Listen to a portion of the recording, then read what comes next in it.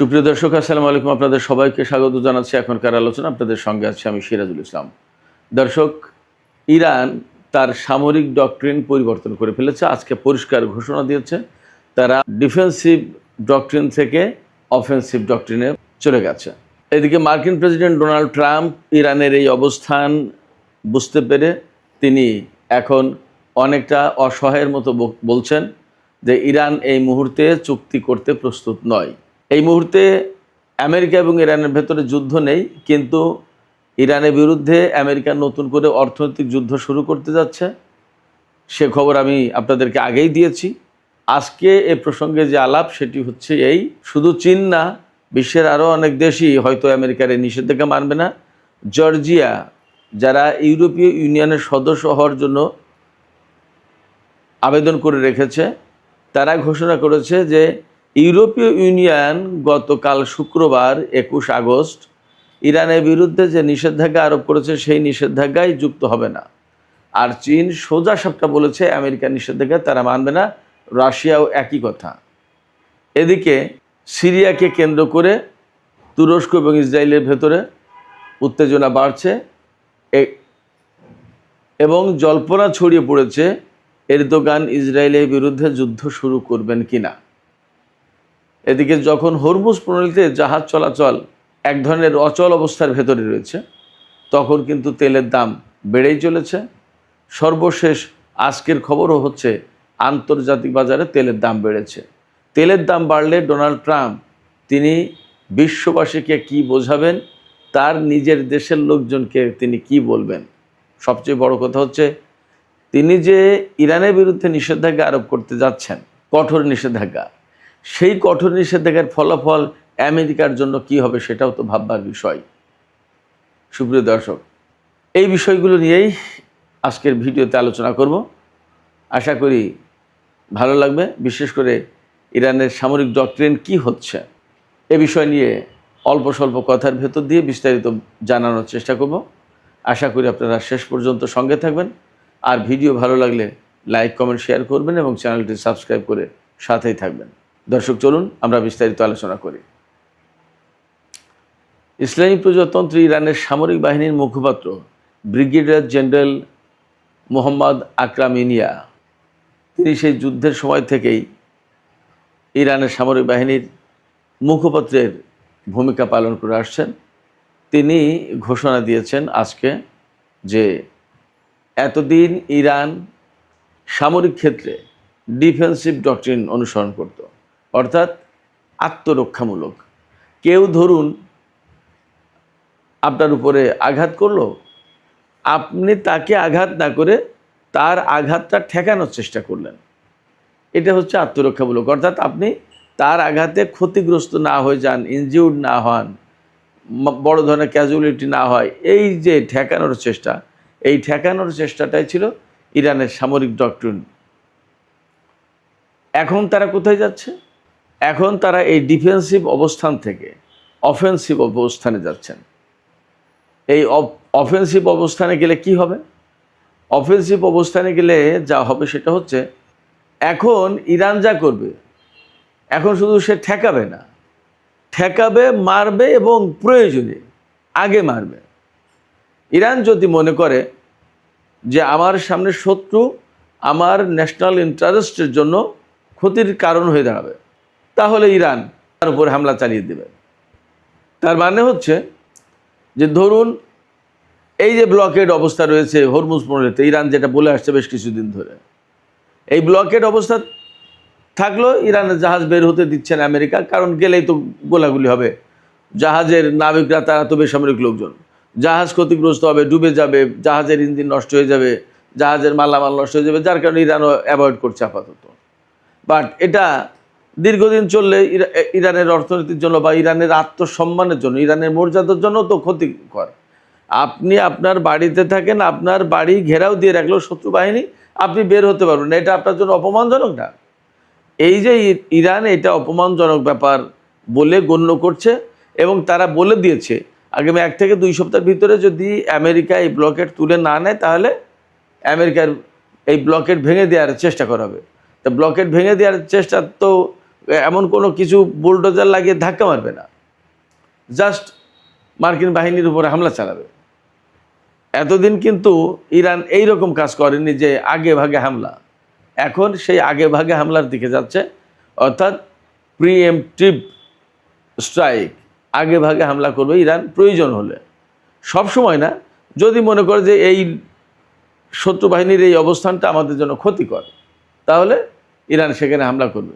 এবং আমি আপনাদেরকে আশ্বস্ত করি বা আমি আপনাদেরকে এই ইনফরমেশনটা দিই, মধ্যপ্রাচ্যে আমেরিকার যে অবস্থা, তাতে এখন ইরান হর হামেশাই আমেরিকার সেনাদের উপরে আক্রমণ করার অবস্থায় আছে, আক্রমণ করতে পারে। আপনারা নিশ্চিত থাকুন যে মধ্যপ্রাচ্যের ম্যাক্সিমাম ঘাঁটি একদম শেষ এবং বহু সেনাকে সরিয়ে নেওয়া হয়েছে, বহু বিমান সরিয়ে নেওয়া হয়েছে। এমনকি আমি গতকালকেও যেটা বলেছি যে আমেরিকার যে আব্রাহাম লিঙ্কন জাহাজ, সেটা কিন্তু চলে গেছে এখান থেকে। সে যা করেছে তার ডেক থেকে জাহাজ উড়ে গিয়ে ইরানের উপর হামলা চালিয়েছে, ক্ষেপণাস্ত্র হামলা, এটা সেটা অনেক কিছু। কিন্তু আব্রাহাম লিঙ্কন একটা দিনের জন্য হরমুজ প্রণালীর ধারে কাছে যেতে পারেনি, হরমুজ প্রণালী পার হয়ে পারস্য উপসাগরে যেতে পারেনি। এবং পারস্য উপসাগরে যে সমস্ত জাহাজ ছিল, মার্কিন জাহাজ, সেগুলোর ভাগ্যে কি হয়েছে আমি জানি না। কারণ হচ্ছে, একথা বলছি এই কারণে যে বাহরাইনের উপকূলেই তো মার্কিন পঞ্চম নৌবহরের ঘাঁটি। তা মার্কিন পঞ্চম নৌবহরের ঘাঁটি যখন ধ্বংস করে ফেলেছে ইরান হামলা চালিয়ে, সেখানে থাকা জাহাজগুলোর কি অবস্থা, সে গল্পটা কে বলবে? সেটাও তো একটা কিছু হয়েছে, তাই না? সেখানকার জাহাজগুলোর যে অক্ষত অবস্থায় ইরান রেখে দিয়েছে, এমনটা ভাবার তো কোনো কারণ নেই। এবং দীর্ঘদিন ধরে যুদ্ধ শুরু পর থেকে হরমুজ প্রণালীর ভিতরে আমেরিকার জাহাজ আর যেতে পারে না। তো যখন আমেরিকার মতো একটা শক্তি, আমি বারবার বলি যে আমেরিকার মতো শক্তি, এটা বলি এই কারণে, বহু যুগ ধরে তারা পৃথিবীর সেরা শক্তি, এক নম্বর শক্তি, সুপার পাওয়ার ওয়ান তারা ছিল, তারা দাবি করতো, লোকজন সবাই এভাবেই মেনে নিয়েছে। কিন্তু এখন তারা কি করছে? ইরানের সাথে যুদ্ধ করতে এসে হরমুজ প্রণালী একটা এমন এক প্রণালী যেখানে ইরানের মতোই আছে। আমেরিকা তো মোস্ট সুপার পাওয়ার, তো এই সুপার পাওয়ারে একটা দিনের জন্য তাদের একটা জাহাজ নিয়ে হরমুজ প্রণালী পার হওয়া তো দূরের কথা, তার ধারে কাছেও যেতে পারলো না। কেন পারছে না? পারছে না এই কারণে যে ইরানের সামরিক শক্তির কাছে আসলে আমেরিকা টিকতে পারছে না। This is fact. যে যাই বলুক, অনেকে অনেক কথা বলেছিল। আমার সাথে এই যুদ্ধ শুরুর পরে আমাদের বাংলাদেশ সামরিক বাহিনীর একজন অফিসার, বেশ উচ্চ পদের অফিসার, যিনি এই মুহূর্তে বাংলাদেশ সামরিক বাহিনীতেই চাকরি করেন, তার কথা হচ্ছিল, আমার সাথে খুব ভালো বন্ধুত্ব। তিনি বললেন যে ভাই, যুদ্ধের পরিস্থিতি কি দাঁড়াবে, কি হবে? একদম যুদ্ধের খুব প্রাথমিক দিকের অবস্থা। আমি সেদিন বাড়িতে গিয়েছি, যশোরে গিয়েছি, যশোরের কথা, তিনি ফোনে কথা হচ্ছে। আমি বললাম ইরান জিতে যাবে, আমেরিকা হারবে, আমেরিকা পারবে না এখানে, আমেরিকা বরং মারাত্মক রকমের ক্ষতির মুখে পড়বে।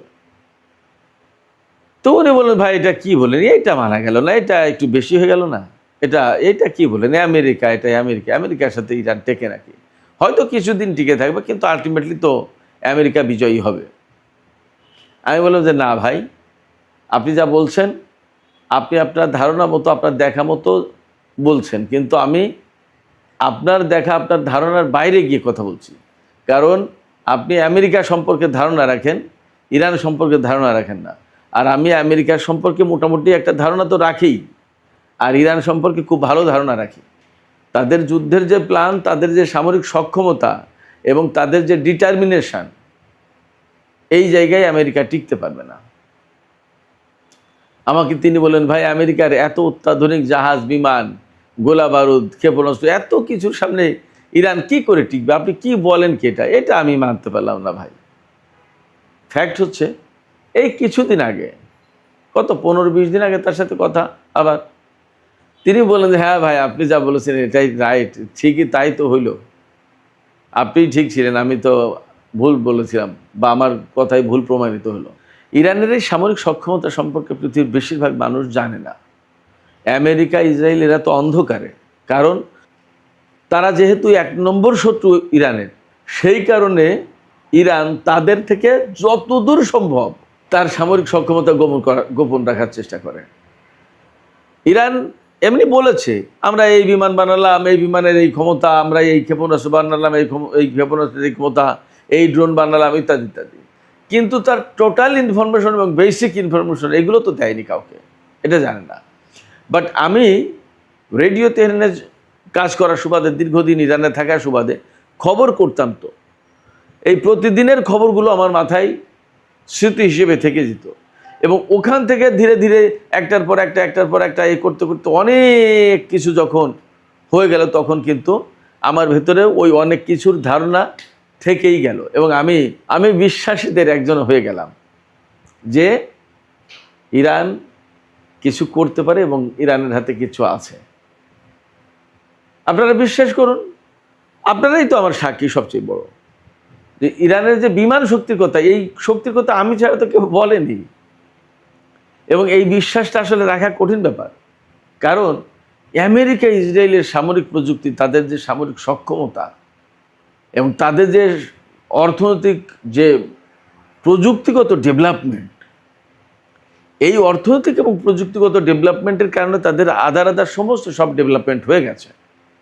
সেই জায়গায় ইরানের মতো একটা না খেয়ে থাকা দেশ, তাদের ভাষায় যে নিষেধাজ্ঞার কবলে পড়ে থাকা দেশ, এই নিষেধাজ্ঞার কবলে পড়ে থাকা দেশ কি করবে সে আমেরিকা ইসরায়েলের বিরুদ্ধে? বিশ্ববাসীর মনে বেশিরভাগই এই ধারণা ছিল। তারা ইরানের যে ইচ্ছা শক্তি, তাদের যে ক্যাপাসিটি সামরিক দিক দিয়ে, এবং তারা যে একটা ব্যাটার করে বিশ্বের সামরিক শক্তিতে, বিশ্বের রাজনীতিতে এবং বিশ্বের কূটনীতিতে, এটা মানুষ বুঝতেই পারেনি, বিশ্বাসই করতো না। আমি শুধু সামরিক শক্তি না, আমি ইরানের কূটনীতি সম্পর্কে কি বলতাম, সবসময় আমি এই কথাই বলতাম, সবসময় আমি এই বিশেষণই দিতাম যে ইরানের কূটনীতির একটা আলাদা সৌন্দর্য আছে। তারা তো কূটনীতিতে তুখোড়, ইরানের কূটনীতিবিদরা ঝানু কূটনীতিবিদ। এদের সামনে আমেরিকার কূটনীতিবিদরা নাকানি চুবানি খায়, পারেই না, পাত্তাই পায় না। এদের ডিপ্লোম্যাটিক চালগুলো এত জটিল, এত সূক্ষ্ম, এর ধারে কাছে ইউরোপ আমেরিকার কেউ টিকতেই পারে না। এবং তারা এই ডিপ্লোমেসির মাধ্যমেই আন্তর্জাতিক অঙ্গনে যুগ যুগ ধরে টিকে আছে এবং এত স্ট্রং পজিশনে এসছে। এই ইরানের এই যে কূটনীতি, এই কূটনৈতিক শক্তি, এই কূটনৈতিক শক্তির কথাও মানুষ জানে না, কি বলবো, সামরিক শক্তি তো পরের কথা। তো বিশ্বাস করতো না। আমি জানতাম, আমি বুঝতাম এবং আমি বলতাম, আমি এখনো বলছি যে ইরানের যে সামরিক শক্তি, যে ইচ্ছা শক্তি, এর ধারে কাছে আমেরিকা নেই। সবচেয়ে বড় কথা হচ্ছে ইরানের সামনে তো একটা তত্ত্ব আছে, একটা আদর্শ আছে। সেই আদর্শটা কি? আমি এই তত্ত্বকে, এই আদর্শকে আমি ছড়িয়ে দিচ্ছি না, জাস্ট আমি আপনাদের সামনে বলছি। সেটা হচ্ছে ইরানিরা তো ঠিক এইভাবেই বিবেচনা করে যে আমি মারা গেলে তো শহীদ, আমার তো ভয় নেই। আর যদি দেশের জন্য লড়াই করে জিততে যাই, আমি গাজী, আমি তো, অর্থাৎ ওই যে কথা আছে না যে মরলে শহীদ বাঁচলে গাজী, দুটোই স্বভাবের কাজ, দুটোই ভালো কাজ। তো এই দর্শন যখন কোনো একজন মানুষের ভেতরে গেঁথে যায়, তখন সেই মানুষটাকে পরাজিত করা, সেই মানুষটাকে যুদ্ধের ময়দান থেকে সরিয়ে দেয়া, বা সেই মানুষটাকে ভয় দিয়ে ভীত করে তোলা, এটা অসম্ভব একটা ব্যাপার হয়ে যায়। তার কাছে জীবন মৃত্যু তো সমান। সে মনে করে আমি বেঁচে থাকলেও ক্ষতি নেই, আমি মারা গেলেও ক্ষতি নেই। তার মানে আমি মারা গেলেও লাভ, বেঁচে থাকলেও লাভ, যেটাই হোক আমার কাছে কোনোটাই সমস্যা না। এই ফিলিংস, এই চেতনা, এই চিন্তা যার ভেতরে ঢুকেছে, তাকে আপনি যুদ্ধের ময়দান থেকে হারাতে পারবেন না, তাকে আপনি সরাতে পারবেন না। তাকে আপনি হত্যা করতে পারেন, মেরে ফেলতে পারেন, কিন্তু আপনি তাকে পিছনে হটাতে পারবেন না। ইরানিরা ঠিক এই চেতনা নিয়েই, এই ফিলিংস নিয়েই, এই ডিটারমিনেশন, এই উইল পাওয়ার, এই ইচ্ছা শক্তি নিয়েই তারা কাজ করছে, তাদেরকে সরানো যাবে না। তো ওই ডিফেন্সিভ ডক্ট্রিন থেকে যখন এখন অফেন্সিভ ডক্ট্রিন আসছে, তখন আমেরিকার সামনে দুঃস্বপ্ন অপেক্ষা করছে, আমি নিশ্চিত। কারণ ইরান যদি অফেন্সিভ ডক্ট্রিনে যায়, তাহলে পরিস্থিতি কি হবে আপনারা চিন্তা করুন। ইরান ডিফেন্সিভ ছিল এতদিন, তাই এই পরিমাণে ড্রোন, ক্ষেপণাস্ত্র এবং এই পরিমাণে হামলা। অফেন্সিভ হলে কি হবে? অফেন্সিভ হলে কি হবে তার একটা ছোট্ট নমুনা আমি আপনাদেরকে উদাহরণ হিসেবে তুলে ধরি। এর আগে কথাটা বলেছিলাম, আমি আজকে জাস্ট আপনাদেরকে স্মরণ করে দিই। ইরান যদি অফেন্সিভ ডক্ট্রিনে যায়, যদি তো আর নেই, তারা তো ঘোষণা দিয়েছে অতএব অফেন্সিভ ডক্ট্রিনে গেল, এই অফেন্সিভ ডক্ট্রিনের আওতায় একটা ছোট্ট কাজ করে ফেলবে। ইসরায়েলের সাথে যদি যুদ্ধ হয়তো একদিনে 500 ক্ষেপণাস্ত্র মারবে, হাইপারসনিক ব্যালিস্টিক ক্ষেপণাস্ত্র। ইসরায়েল ক্লিয়ার হয়ে যাবে। আমেরিকা যে ব্লকের সৃষ্টি করে রেখেছে, সারা বিশ্ব দেখছে যে এটা একটা অন্যায় অন্যায্য কাজ। যে কথা বলে যুদ্ধ শুরু করেছে, সেখান থেকে আস্তে আস্তে সরতে আমেরিকা কোথায়? হরমুজ প্রণালীকে কেন্দ্র করে এখন যুদ্ধ করছে। হরমুজ প্রণালী তো ইরান এবং ওমানের, এটা তো আটকে রাখার অধিকার আমেরিকার নেই। এটা অন্যায় কাজ, সারা বিশ্বের মানুষ জানে। হয়তো কেউ বলছে, কেউ বলছে না, কেউ চুপ আছে। বাট আজ না হোক কাল, কাল না হোক পরশু, একসময় বলবেই। যারা এখন আমেরিকার নিষেধাজ্ঞা মানবে না বলে ঘোষণা দিয়েছে, যেমন চীন, তারা একসময় বলবে না যে তুমি এখানে ব্লকেট দিচ্ছ কেন, একটা অন্যায় কাজ করছো কেন, যাও সরো, এটা ঠিক হচ্ছে না। গ্রামে বা যখন আমাদের সমাজে যদি দুই পক্ষ গোলমাল করে, আর এক পক্ষ যদি সত্যি সেখানে অন্যায়ভাবে গোলযোগে জড়িয়ে পড়ে, তো এক পর্যায়ে কিন্তু সাইডের লোকজন অন্যায় করা লোককে বলতে বাধ্য হয় বা বলে, যাই তুমি যাও, তো তোমারই তো অন্যায়, যাও, বাদ দাও, সমস্ত করো না, তুমি অন্যায় করে বা তুমি এভাবে বলো কীভাবে, যাও সরো। তাকে কিন্তু গালমন্দ করে ধমকায়। আমেরিকাকে এক সময় বলবে, বলার প্রেক্ষাপট আমেরিকা তৈরি করে দিয়েছে। আগে বলি ব্লকেডের ব্যাপারে। তো অফেন্সিভ ডক্ট্রিনের আওতায় এই মার্কিন ব্লকেডের উপরে প্রচণ্ড হামলা চালাতে পারে ইরান। আমরা সম্ভবত সেই দৃশ্যপট দেখতে যাচ্ছি খুব স্বল্প টাইমের ভিতরে। ইরান আমেরিকার উপরে প্রচণ্ড রকমের হামলা চালাবে, কারণ মধ্যপ্রাচ্যের ঘাঁটিগুলো, স্থলের ঘাঁটিগুলো ক্লিয়ার। মার্কিন পঞ্চম নৌবহরের ঘাঁটি, তাদের সমুদ্র বন্দর বাহরাইনে, সেটা ক্লিয়ার। এখন হরমুজ প্রণালী ক্লিয়ার করতে পারলে অল ক্লিয়ার। এবং সিচুয়েশন যদি এইরকম হয়, গত রাতের ভিডিওতে তো বলেছিলাম যে ক্যালিফোর্নিয়াতে ইরান হামলা চালাতে পারে, ইরানের FBI বলছে, গোয়েন্দা সংস্থা, আমার কথা না, তাদের কথা। ব্যাপারটা যদি তাই হয়, তাহলে কি দাঁড়াবে? আমেরিকা ইরানের উপর হামলা চালিয়ে তার নিজের ভূখণ্ড নিরাপদ রেখেছে। ইরান কিন্তু আমেরিকার ভূখণ্ড হয়তো নিরাপদ রাখতে দেবে না। ইরানের আপনারা টার্গেটটা বুঝতে পেরেছেন, খেয়াল করেছেন? ইরান কিন্তু সেই পয়েন্টে হাত দেয় যেখানে বিশ্বের কেউ কোনোদিন হাত দেয়নি। আপনারা ভাবুন, ইরান কিন্তু বিমান হামলা না চালালেও পারত। কুয়েতে বা কাতারে মার্কিন বাহিনীর উপর যে বিমান হামলা চালিয়েছে অসম্ভব রিস্ক নিয়ে, এটা না করলেও পারত, কিন্তু করেছে। তার অনেকগুলো কারণের ভিতরে একটা বড় কারণ হচ্ছে এই যে ইরান দেখিয়ে দিয়েছে আমেরিকাকে যে তুমি কোথাও সেফ না, তুমি যা যা করবে আমি তাই করব, এবং তোমার সামরিক বাহিনী বিমান হামলার মুখে পড়তে পারে, এটা তোমাকে আমি ধারণা দিয়ে দিলাম। এখন সামনে এই সময় আসছে, ইরান বিশ্ববাসীকে এই মেসেজ দেবে যে আমেরিকা ইরানের ক্ষেপণাস্ত্র থেকে, ইরানের হামলা থেকে আমেরিকার ভূখণ্ড নিরাপদ না, আমেরিকা তার নিজের ভূখণ্ডকে নিরাপদ রাখতে পারবে না। আমার ভূখণ্ড যখন আক্রান্ত হয়েছে, তখন আমেরিকার ভূখণ্ড আক্রান্ত হবে এবং আই উইল অ্যাটাক, আমি হামলা চালাবো। ইরান সম্ভবত বিশ্ববাসীকে এই মেসেজ দিতে যাচ্ছে বা দেবে এই অফেন্সিভ ডক্ট্রিনের আওতায়। এই যে মধ্যপ্রাচ্যে এত নাজেহাল অবস্থা হয়েছে, এই যে নাজেহাল অবস্থাকে যদি আমরা একটা কফিন বলি, তাহলে সেই কফিনে শেষ পেরেক ঠুকেছে এই মক্কা চুক্তি।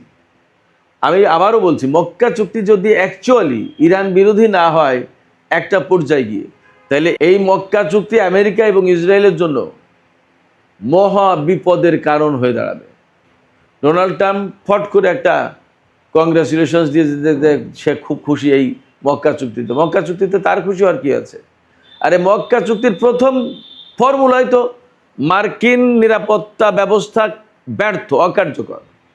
মার্কিন সরকার বা মার্কিন বাহিনী আরব দেশগুলোকে নিরাপত্তা দিতে পারেনি, তাই পাকিস্তান এবং তুরস্কের কাছে নিরাপত্তা চাইল সৌদি আরব। কুয়েত পাকিস্তানের কাছে নিরাপত্তা চেয়েছে, আমেরিকা নিরাপত্তা দিতে পারেনি বলেই তো। অতএব এই জোট যখন বড় হবে এবং একটা সময় যদি এমনও হয় তারা ইরানকে জোটে নিয়ে নিয়েছে, তাহলে তো একদম মানে সোনায় সোহাগা। আর যদি ইরানকে জোটে না নেয় বা ইরান জোটে যদি যুক্ত নাও হয়, তাহলেও আঞ্চলিক যে পরিস্থিতি, এই পরিস্থিতিতে একসময় এই জোটই ইসরায়েলের বিরুদ্ধে দাঁড়াবে, এটা স্বাভাবিক। এখনই তো আলোচনা হচ্ছে এই জোট কি ইসরায়েলের বিরুদ্ধে দাঁড়াতে যাচ্ছে কিনা। সিরিয়ায় তুর্কি অবস্থানে ইসরায়েল হামলা চালিয়েছে, এটা কার্যত তুরস্কের উপরে হামলা। তুরস্ক নেটো জোটের সদস্য, নেটো জোটের সদস্য আক্রান্ত হলে আমেরিকা সহ সবাই আসতে বাধ্য। ইসরায়েল যদি তুরস্কের উপর হামলা চালায় বা তুরস্কের সাথে ইসরায়েলের যুদ্ধ হয়, তাহলে আমেরিকা কি করবে, নেটো জোট কি করবে? ইসরায়েলের বিরুদ্ধে তারা যুদ্ধ করতে আসতে পারবে না। যদি আসতে না পারে তাহলে তখন কি হবে? নেটো জোট ব্যর্থ, এই নেটো জোট ভেঙে যাবে, তখন তুরস্ক নেটো জোট থেকে বেরিয়ে আসবে। তখন নেটো জোট থেকে বেরিয়ে আসলে তুরস্ক যাবে কোথায়? সেই যাওয়ার জায়গা আগে কনফার্ম করলো, তার আলাদা একটা জোট আছে, এই জোটের সাথে একসাথে হয়ে ইসরায়েলের বিরুদ্ধে যুদ্ধ করতে বাধ্য হবে, যুদ্ধ করবে। এবং এই জোটের যা একটা ক্লজ আছে যে এক দেশ হামলার শিকার হলে বাকি সবাই হামলার শিকার বলে ধরে নেওয়া হবে। ব্যাপারটা যদি তাই হয় তাহলে কি দাঁড়াচ্ছে? মধ্যপ্রাচ্যে আমেরিকার কোনো জায়গা থাকবে না।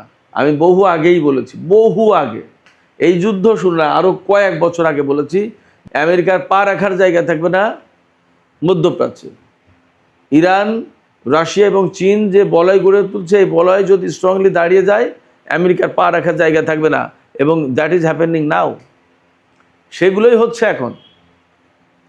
তো এই যখন হচ্ছে তখন বাকিটাও হবে। আমেরিকা যখন এখানে পা রাখার জায়গা পাবে না, তখন ইসরায়েলের অস্তিত্ব কোথায় যাবে? প্রচণ্ড ঝুঁকির মুখে পড়বে। কি করবে? যার কারণে ইসরায়েল এখন ছটফট করছে, একবার ওখানে কামড় দিচ্ছে, একবার ওখানে কামড় দিচ্ছে, একবার এর সাথে যুদ্ধ করছে, একবার ওর সাথে যুদ্ধ করছে। কিন্তু এটা শেষ কথা না, ধরা তাকে একসময় পড়তেই হবে। অনেক দৌড়াদৌড়ি করছে এখন, কিন্তু টেনে ঠিকই ক্লোজ করে একসময় তাকে খাঁচায় বন্দি করা হবে, যা পরিস্থিতি দেখতে পাচ্ছি। সুপ্রিয় দর্শক, এই আলোচনার শেষ পর্যায়ে এসে যে কথা বলবো সেটা হচ্ছে যে হরমুজ প্রণালী প্রচণ্ড রকমের অচল।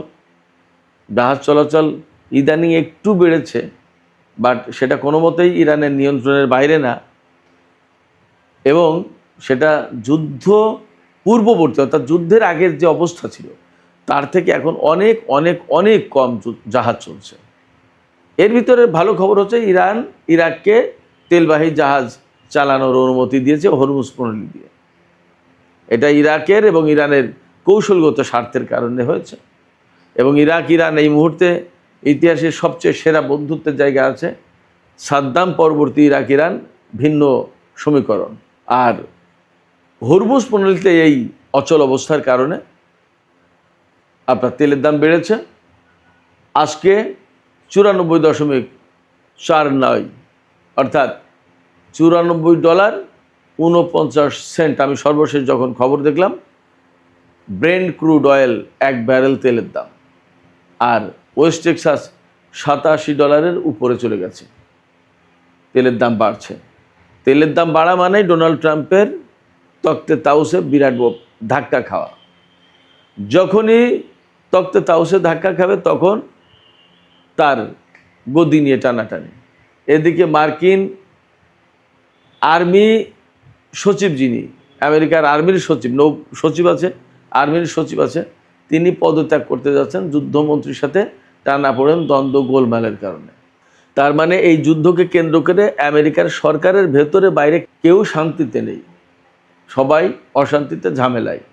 এর ভিতরে গতকাল ইউরোপীয় ইউনিয়ন ইরানের বিরুদ্ধে 3টা অভিযোগে নতুন করে নিষেধাজ্ঞা আরোপ করেছে। একটা হচ্ছে রাশিয়াকে সহায়তা করছে ইরান, 2 হচ্ছে মধ্যপ্রাচ্যের বিভিন্ন প্রক্সি ফোর্সকে সহায়তা করছে, 3 হচ্ছে হরমুজ প্রণালীতে জাহাজ চলাচলের স্বাধীনতায় বাধা দিচ্ছে ইরান। এই 3টা অভিযোগে ইরানের বিরুদ্ধে নিষেধাজ্ঞা আরোপ করেছে ইউরোপীয় ইউনিয়ন। এই নিষেধাজ্ঞা না মানার ঘোষণা দিয়েছে জর্জিয়া। জর্জিয়া অনেক বড় কোনো দেশ না, তারা ইউরোপীয় ইউনিয়নের সদস্য হবে বলে আবেদন করে রেখেছে। তারা বলছে যে আমরা এইটা মানব না, এর সাথে আমরা সহযোগিতা করতে পারবো না। আর ইরানের বিরুদ্ধে যে ইকোনমিক ডোমসডে, মহা প্রলয়ঙ্কারী নিষেধাজ্ঞা দেবে, সেই নিষেধাজ্ঞায় কোনো রকমের সহযোগিতা করবে না চীন এবং রাশিয়া, পরিষ্কার ঘোষণা দিয়েছে। চীনের পক্ষ থেকে বলা হয়েছে কোনো মতেই নিষেধাজ্ঞা বা ব্লকেড বা অবরোধ কোনোদিন কোনো সমস্যার সমাধান হতে পারে না, এবং এই এখতিয়ার জাতিসংঘের বাইরে কারো নেই। ইরানের উপর যে নিষেধাজ্ঞা আরোপ করছে আমেরিকা, এটা তো জাতিসংঘের আওতায় করছে না, সে তার মতো করে করছে, ইচ্ছা মতো। এটা পৃথিবীর কোনো দেশ মানতে বাধ্য না। যদি কেউ মানে মানলো, না মানলে না মানলো।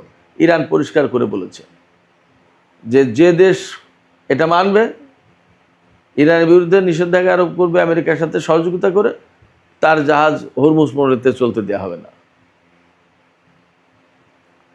তার মানে দাঁড়াচ্ছে প্রত্যেকটা ক্ষেত্রে অফেন্সিভ পলিসি গ্রহণ করবে ইরান, সেটা বোঝা যাচ্ছে।